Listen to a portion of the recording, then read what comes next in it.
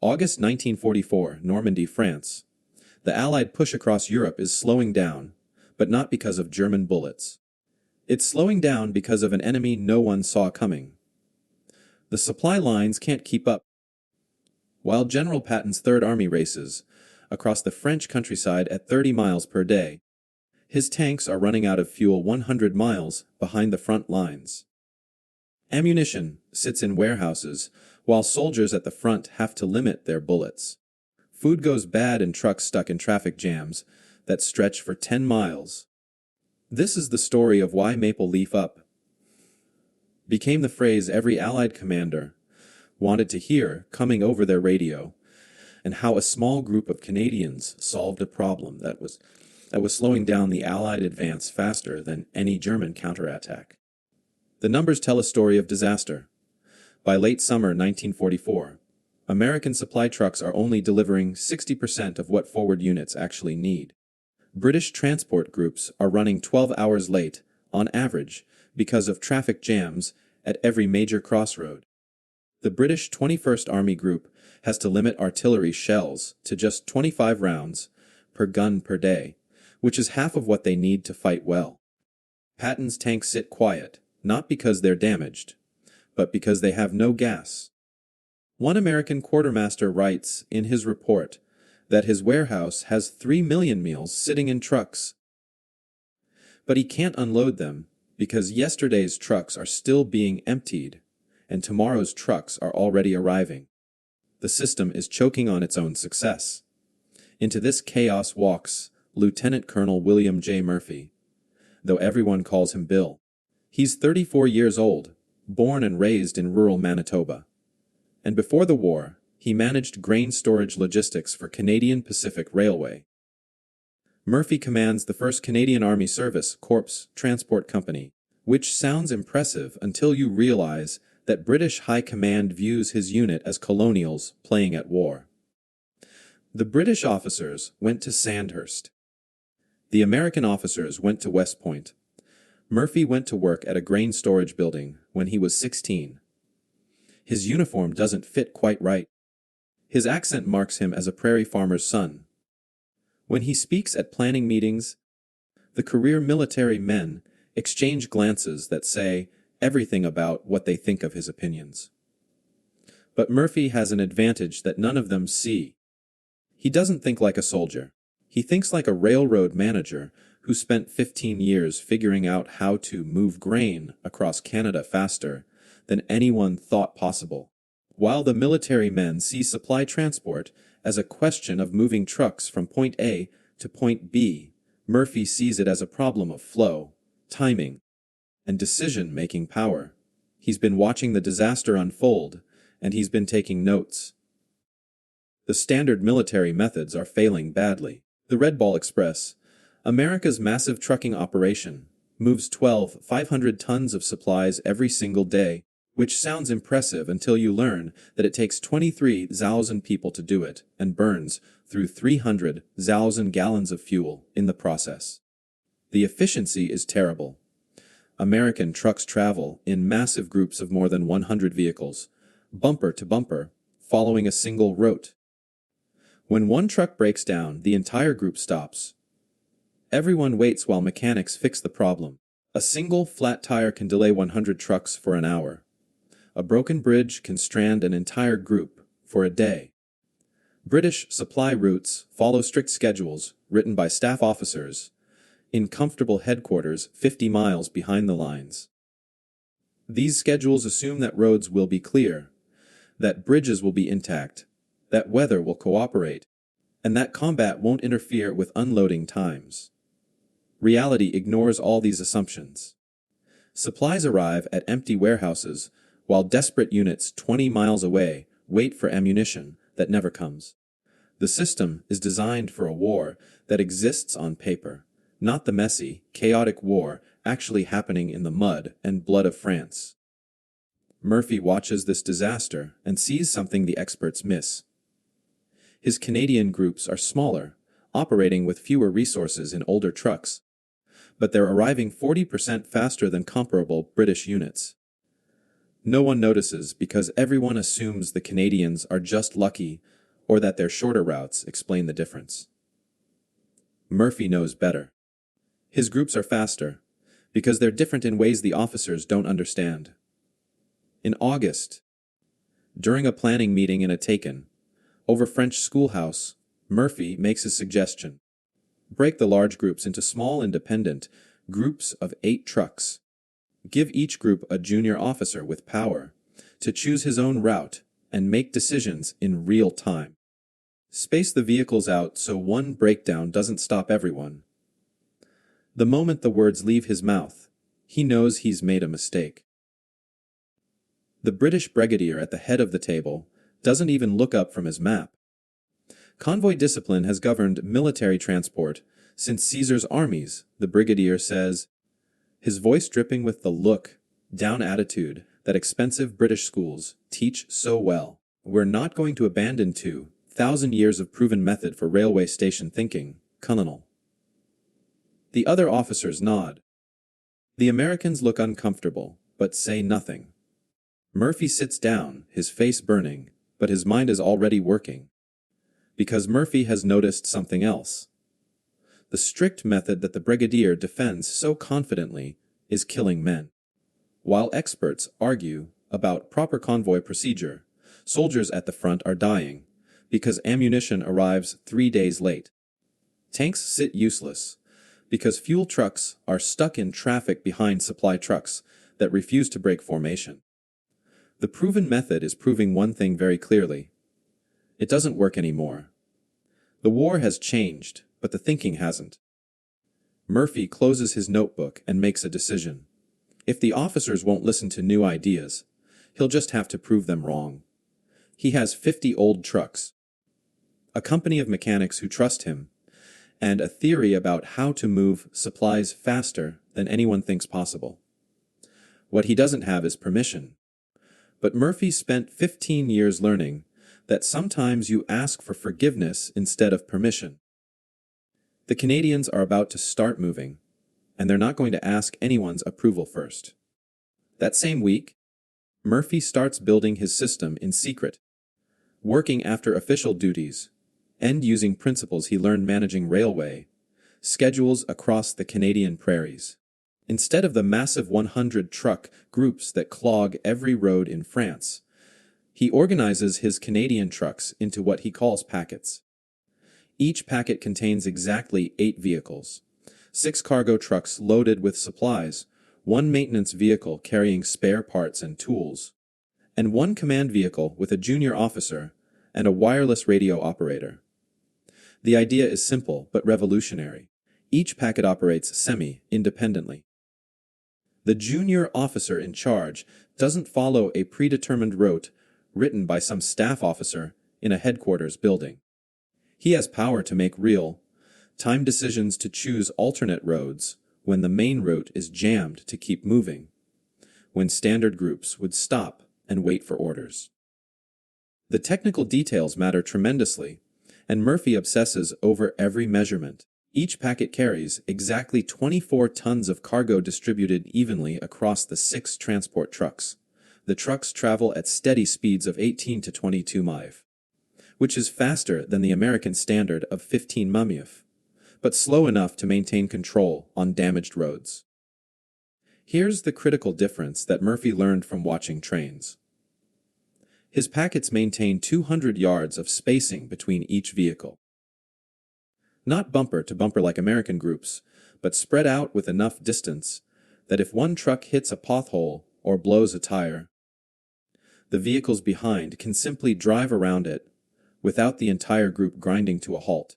The wireless operator in the command vehicle checks in every 15 minutes with a simple message. Position, status, estimated arrival time. That's it. No lengthy reports, no requests for permission to proceed. Just information flowing back so Murphy knows where his trucks are and whether they're on schedule. The maintenance vehicle is Murphy's secret weapon, and he designed it himself using knowledge from 15 years of keeping grain trucks running in Manitoba winters. Each maintenance vehicle carries standardized repair kits containing parts for the 6 most common mechanical failures: spare tires, fan belts, fuel filters, spark plugs, radiator hoses, and brake cables. Murphy's mechanics can fix 80% of breakdowns right there on the roadside in under 30 minutes. No waiting for specialized repair teams. No towing broken trucks back to warehouse workshops. Fix it fast and keep moving. That's the rule. Murphy builds his test system in early September 1944 using salvaged equipment and mechanics working unauthorized overtime. His resources are almost laughable. He has 50 Canadian military pattern trucks, most of them with more than 40,000 miles on their odometers. These aren't new vehicles fresh from factories. They're worn, tired machines held together by skill and stubbornness. Murphy's mechanics work in a muddy field outside Caen, making custom mounting brackets from scrap metal. They pull off destroyed German vehicles. These brackets standardize how cargo loads are secured, which means loading time drops from 45 minutes per vehicle down to 18 minutes. Every second saved is a second gained. Murphy learned that lesson moving grain cars. Efficiency isn't one big improvement.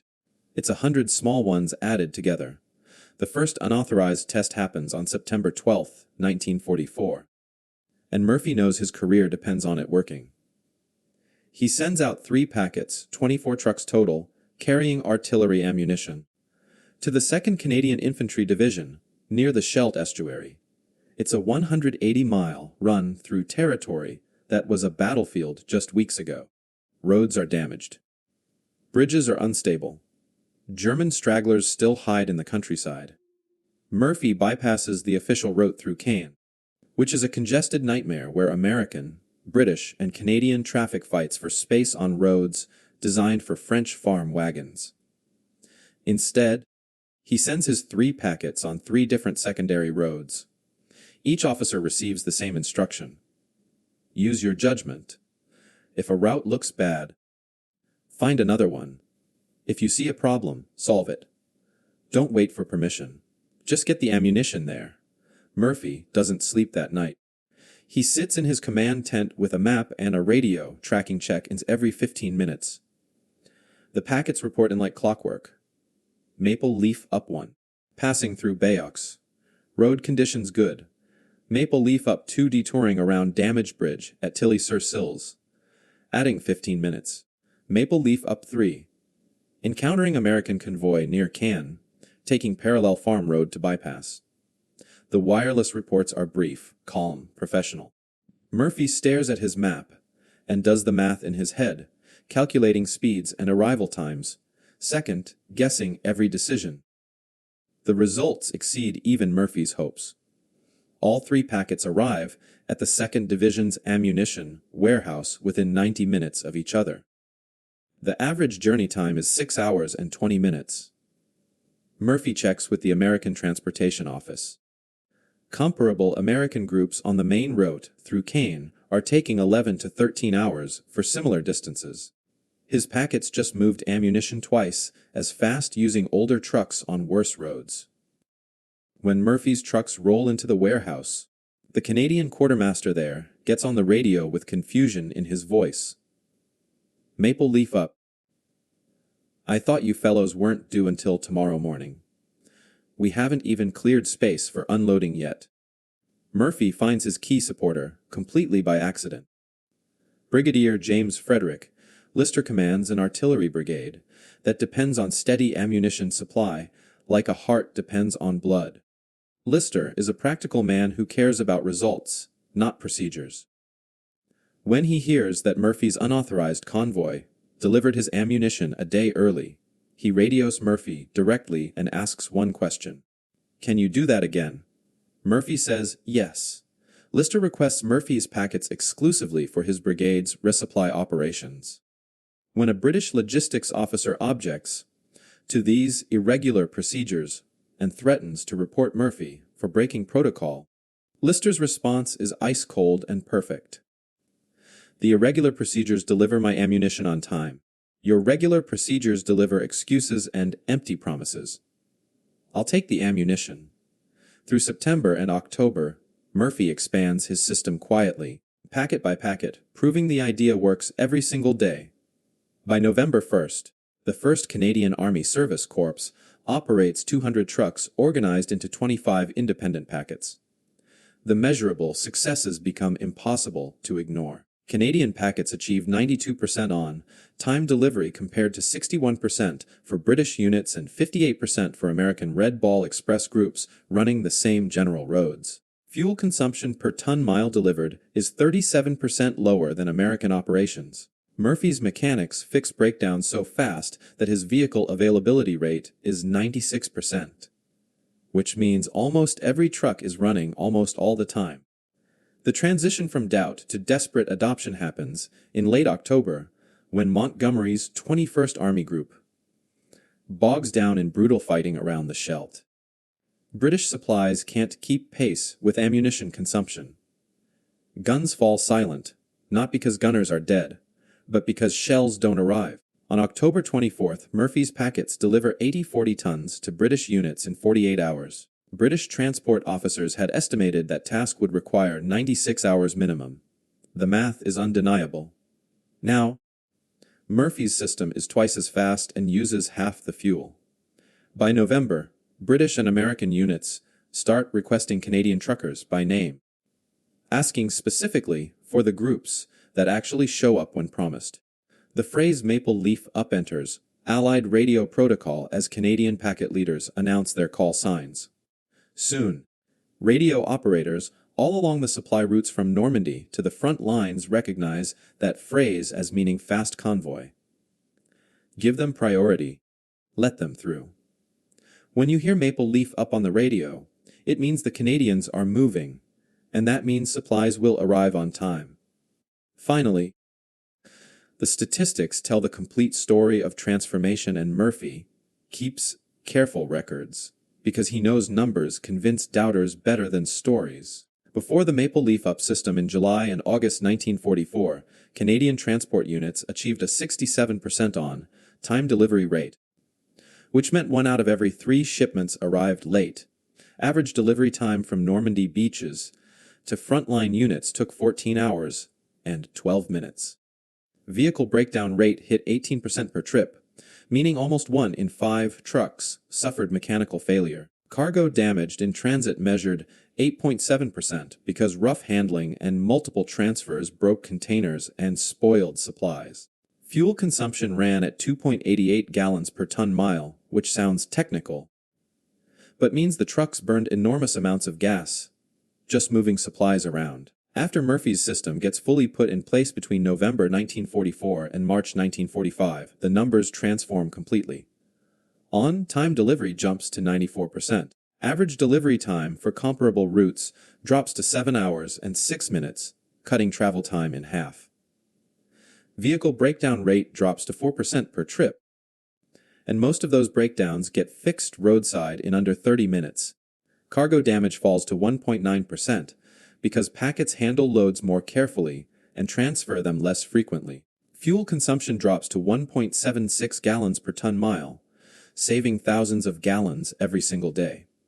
These aren't small improvements. This is a complete revolution in how supplies move. By December 1944, Canadian transport companies operate 800 trucks organized into 100 packets, covering routes from the massive port at Antwerp all the way to the Rhine River. The scale of operations is stunning. Canadian packets deliver an average of 200 tons daily using 1/3 the personnel that equivalent American operations require. Murphy's system is doing more with less, moving faster with older equipment, and making it look easy. The contrast with alternative approaches makes Murphy's achievement even more remarkable. The Red Ball Express, despite its legendary reputation and Hollywood fame, is a logistical dinosaur consuming resources at an unsustainable rate. American groups of more than 100 vehicles require military police stationed at every single intersection to direct traffic. They burn fuel at horrible rates just to move fuel to the front. They create traffic paralysis wherever they go because 100 trucks moving bumper to bumper take up miles of road and can't get out of their own way when problems develop. British supply columns follow rigid schedules, written weeks in advance by staff officers who've never driven a truck in combat conditions. These schedules make British groups predictable, easy targets for German attacks, and completely inflexible when reality doesn't match the plan. The specific failures of standard methods before Murphy's innovation repeat themselves with tragic consistency. On August 29, 1944, a 140-vehicle American convoy headed for Patton's Third Army takes 17 hours to travel just 80 miles because a single bridge collapses under the weight of too many heavy trucks crossing too close together. The entire group stops. Everyone waits. No one has power to find another route because the route was predetermined by headquarters. British schedules assume 6-hour transit windows with perfect conditions. So when combat delays unloading operations, supplies sit uselessly in trucks while the next scheduled convoy arrives on time and creates complete gridlock at warehouses. One British quartermaster files a report on September 15th that describes the insanity perfectly. 3 days' worth of supplies are physically present at his warehouse, but completely inaccessible because trucks are parked so densely that nothing can move and nothing can be unloaded. German intelligence officers are professional and skilled, and they quickly identify Canadian packets as priority targets for attacks. German Air Force reconnaissance photographs from December 1944 captured after the war show German analysts marking Canadisch Schnellkolonnen on their maps, which translates to Canadian fast columns. The Germans understand these smaller groups are more vulnerable to ambush than the massive American formations. They attempt coordinated attacks using hidden anti-tank guns and small groups of infantry to hit Canadian packets on isolated roads. But Murphy's decentralized structure proves remarkably tough against these tactics.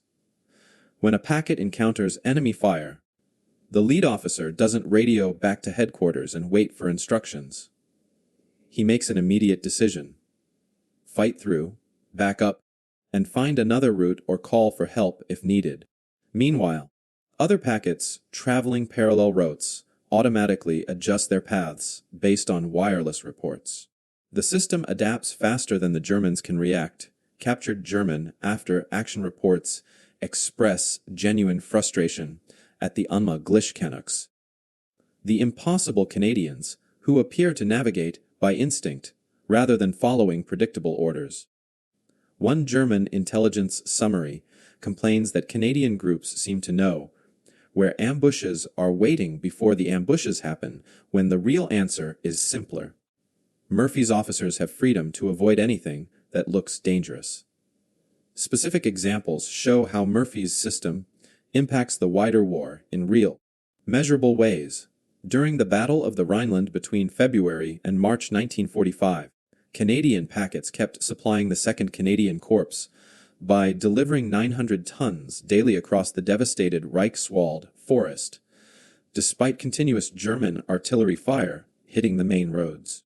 A British corps advancing on a parallel route manages only 540 tons daily using standard convoy methods and falls behind schedule because supplies can't keep pace with combat consumption. On March 7, 1945, American forces achieve one of the war's great surprises by capturing the Ludendorff Bridge at Remagen, completely intact before Germans can destroy it. The Americans suddenly have a crossing over the Rhine River, but they need bridging equipment and massive amounts of ammunition immediately to take advantage of this unexpected opportunity. Murphy's packets deliver 240 tons of critical supplies to Remagen within 18 hours of the bridge's capture, before official orders are even written and sent through normal channels. The American division commander writes a letter after the battle stating bluntly, "We radioed for Canadian trucks before we radioed for reinforcements because we knew the trucks would actually arrive." Official recognition comes slowly because military institutions resist admitting their method was wrong, but the evidence becomes undeniable. In January 1945, Montgomery's 21st Army Group Headquarters issues Logistical Memorandum 47, a dry bureaucratic document with revolutionary content recommending that all transport units adopt Canadian packet method. American generals are even slower to change because institutional pride runs deep in the U.S. Army. But by March 1945, several American transport battalions quietly operate modified versions of Murphy's system, without officially acknowledging they're copying the Canadians. The most telling recognition comes in the language itself. By war's end, Maple Leaf Up appears in Allied tactical method manuals as a proper noun with a formal definition. Efficient convoy operations using decentralized authority and flexible routing. Murphy's improvised system has become official method. The full scale of implementation is staggering when you add up all the numbers. Between D-Day on June 6, 1944 and VE Day on May 8, 1945, Canadian Maple Leaf Up packets deliver approximately 2.8 million tons of supplies ranging from ammunition to food to medical equipment. They evacuate 47,000 wounded soldiers from frontline aid stations to rear area hospitals. They travel an estimated 42 million miles across France, Belgium, Holland, and Germany on roads that range from modern highways to muddy farm tracks. 0 complete packets are lost to German action, though 18 individual vehicles are destroyed by artillery, air attack, or ambush. The reliability becomes so legendary that when Field Marshal Montgomery needs absolutely critical supplies delivered on an emergency basis, his staff doesn't request transport units by designation or number. They simply ask for Canadian packets by name because everyone knows those are the trucks that actually arrive when promised. Maple Leaf Up means the supplies will get there in a war where so much goes wrong. That simple reliability is worth more than gold. The post-war evolution of Maple Leaf Up method proves that Murphy's innovation wasn't just a wartime trick, but a fundamental advance in how logistics actually works. In 1946, Lieutenant Colonel Murphy returns to civilian life with a promotion to full colonel and a head full of ideas about how to move things faster and cheaper. He goes back to Canadian Pacific Railway, the same company where he learned his trade before the war. But now he's not just a manager. He's a man who reorganized Allied logistics in Europe, and CPR gives him power to implement military packet principles in commercial freight operations. Murphy applies everything he learned in France to moving grain, lumber, and manufactured goods across Canada. He breaks up long freight trains into shorter, more flexible groups that can take alternate routes when main lines are congested. He gives local dispatchers more power to make real-time decisions instead of requiring approval from distant headquarters for every route change. He standardizes maintenance procedures so repairs happen faster with fewer spare parts sitting in warehouses. Within 2 years, CPR reduces cross-country delivery times by 28% and cuts fuel costs by 19%. The company doesn't advertise these improvements as military innovation brought home. They just quietly make more money, while their competitors wonder how CPR suddenly got so efficient. Murphy's logistics manuals written in plain language that any truck driver or railway dispatcher can understand become required reading at the U.S. Army Transportation School at Fort Eustis, Virginia. Young American officers study the same principles that their superiors dismissed as railway station thinking during the war. The manuals teach decentralized authority, flexible routing, standardized maintenance, and the critical importance of giving junior leaders freedom to make decisions. These aren't revolutionary ideas anymore. They're just how modern logistics works. And a generation of officers learns them without necessarily knowing they came from a Manitoba grain storage manager who the British once dismissed as a colonial amateur. Bill Murphy himself receives the Order of the British Empire in 1945, a medal given quietly without publicity or newspaper coverage. The ceremony happens in a small office in London with only a handful of witnesses. Murphy accepts the award politely, thanks the presenting officer, and never mentions it much afterward. He doesn't seek recognition for what he did. When a military historian interviews him in 1974 for a book about Canadian logistics in World War II, Murphy's response is typical of the man. "I just moved the groceries. Other fellows did the fighting and dying. They're the ones who mattered." Murphy retires from Canadian Pacific Railway in 1968 after 42 years with the company. He moves to a small house in Winnipeg and lives quietly tending a garden and reading history books. He dies in 1982 at age 72. His obituary in the Winnipeg Free Press runs 6 sentences long.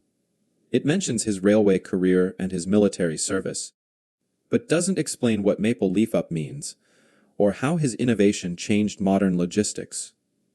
No monuments honor his achievement. No schools bear his name. The man who outperformed the combined military establishments of 3 major powers fades into obscurity. Remembered only by a shrinking number of veterans who knew what those words meant when they came over a radio in France.